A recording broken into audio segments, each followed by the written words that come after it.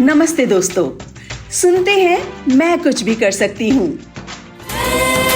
कुछ भी कर सकती हूँ, मैं कुछ भी कर सकती हूँ। पॉपुलेशन फाउंडेशन ऑफ इंडिया की प्रस्तुति, यूनाइटेड नेशंस पॉपुलेशन फंड का सहयोग और बॉम्बे लोकल पिक्चर्स द्वारा निर्मित।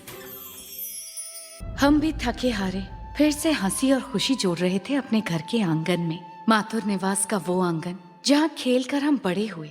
आज उसी आंगन में प्रीता को बच्चों के साथ खेलते देखकर बहुत अच्छा लग रहा था। पता है, यहाँ एक लकड़ी का घोड़ा था। उस घोड़े पे तुम चारों भाई बहन लदे रहते थे। और हाँ, एक बार उसकी एक टांग टूट गई थी हमारे बाहर से। हाँ, और हम उसे पूनम दीदी के घर ले गए थे इलाज करने के लिए। देखा स्नेहा, आंगन वही का वही है, बाकी सब कुछ बदल गया है। पता है बाबूजी, मुंबई में सब कुछ मिल जाता है पर ये आंगन नहीं मिलता।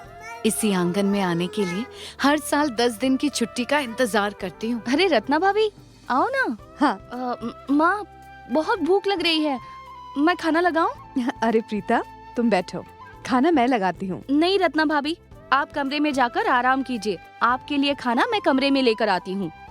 पर वो सोनू को जरा तेल लगाना था। दो बुआओं के होते आपको क्या सोचना है? आप जाइए। याद है ना डॉक्टर पूनम ने क्या कहा था? हाँ। आप जाइए तो भाभी, आप आराम कीजिए। अच्छा बाबा, ठीक है।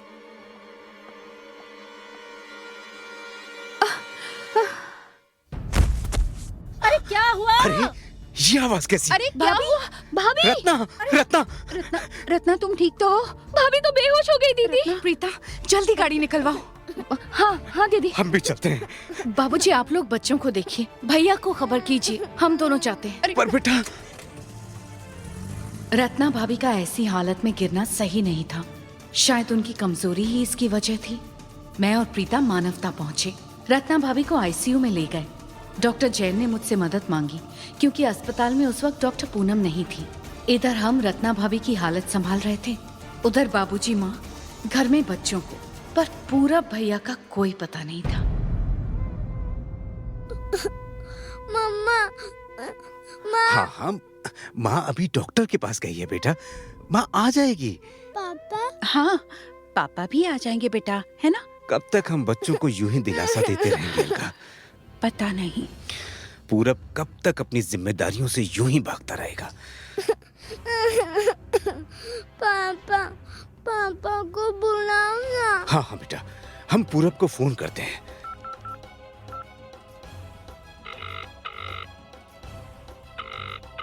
बोलिए बाबूजी, अब क्या पहाड़ टूट गया? अभी घर से निकले हैं, फिर फोन बजना शुरू। पहाड़ टूटे या आसमान गिरे, तुम्हें क्या फर्क पड़ता है पूरब? घर में जब भी तुम्हारी जरूरत पड़ी है, तुम हमेशा घर से बाहर रहे हो। तुम्हारे नशे से बढ़कर किसी की जान की कीमत भी नहीं है। अरे कहना क्या चाहते हैं आप? ये सब भाषण घर लौट आएंगे तब दीजिएगा ना। तब तक बहुत देर हो चुकी होगी बेटा। पापा से बात करनी है। पापा। अच्छा लो सुनो, पापा से बात करो। पापा, मम्मा धम से गिर गई। क्या? पापा, बेटा, माँ को लेके आओ ना। सोनू, लाओ बेटा, फोन मुझे दो। ये आखिरी मौका है पूरब, अपने परिवार को संभाल लो। रत्ना के पास जाओ बेटा। स्नेहा और प्रीता रत्ना को लेकर मानवता अस्पताल गए हैं। उसे आज सबसे ज्यादा तुम्हारी जरूरत है बेटा, सिर्फ तुम्हारी। पूरब भैया को आज तक कभी कोई फर्क नहीं पड़ा था। हमें नहीं पता था कि वो आज भी इस हालत में अपनी पत्नी को देखने आएंगे या नहीं। आईसीयू के बाहर प्रीता बैठी हुई थी, तभी प्रीता, रत्ना कैसी है? भाभी ठीक नहीं है भैया। कब से ये बात आपको बताने की कोशिश कर रहे थे हम लोग, पर आप कभी सुनना ही नहीं चाहते।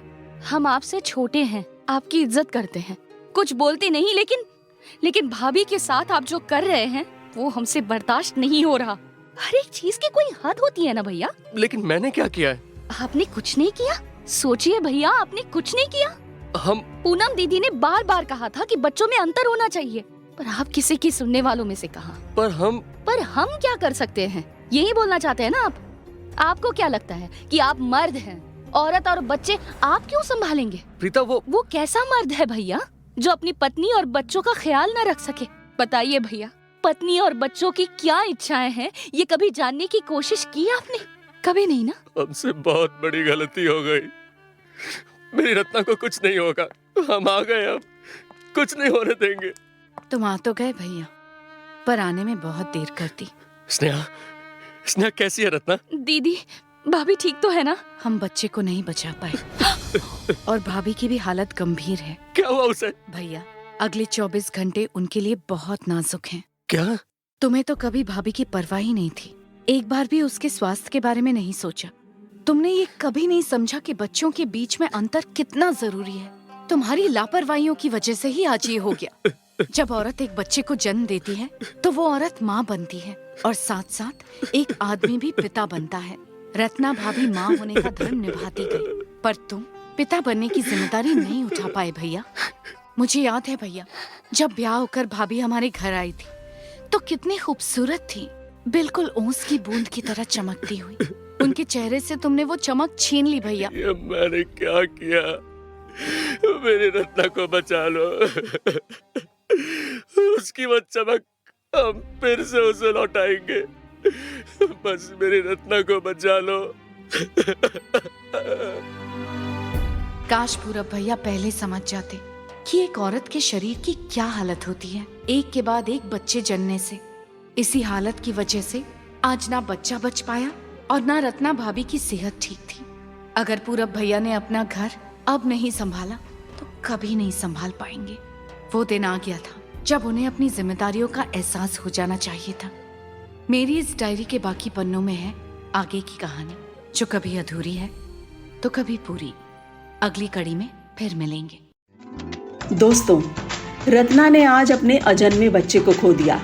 वो खुद भी जिंदगी और मौत के बीच झूल रही है, कारण बच्चे के जन्म में अंतर नहीं रखना।